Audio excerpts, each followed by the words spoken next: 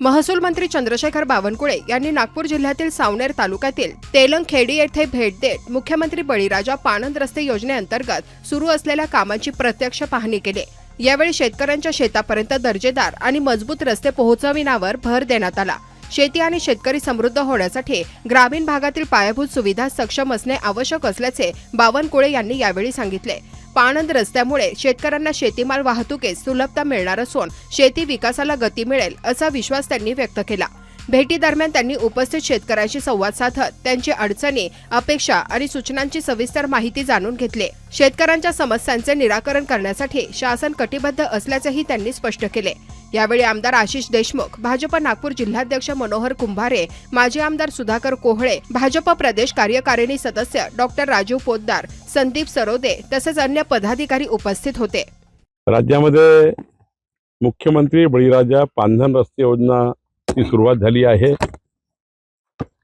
या योजनेमध्ये जे वहिवाटीचे आणि शेत रस्ते आहे, या रस्त्याची मोजणी करणे, रस्त्यावरचं अतिक्रमण काढणे, रस्त्याच्या दोन्ही बाजूला झाडे लावणे आणि रस्ता हा बारमाही करून देणे, ही जबाबदारी राज्याचे मुख्यमंत्री देवेंद्र फडणवीसजींनी महसूल खात्याला दिली आहे। राज्यामध्ये सर्वच विधानसभेमध्ये आता मुख्यमंत्री बळीराजा पांधन रस्ते योजनेचं काम चालू झालं आहे। आज आशिष देशमुखजी आमचे सावनेरचे आमदार आहेत, त्यांच्या मतदारसंघात तेलंगखेडी गाव आहे। या गावात मी बघतोय की शेतकऱ्यांना बारमाही रस्ता उपलब्ध होईल आणि माझा हा नेहमीचाच प्रयत्न आहे आणि माझा मानसही आहे की शेतकऱ्यांना जोपर्यंत बारमाही रस्ता देत नाही तोपर्यंत शेतकऱ्यांच्या शेतामध्ये दुबार पीक होणार नाही, तिबार पीक होणार नाही।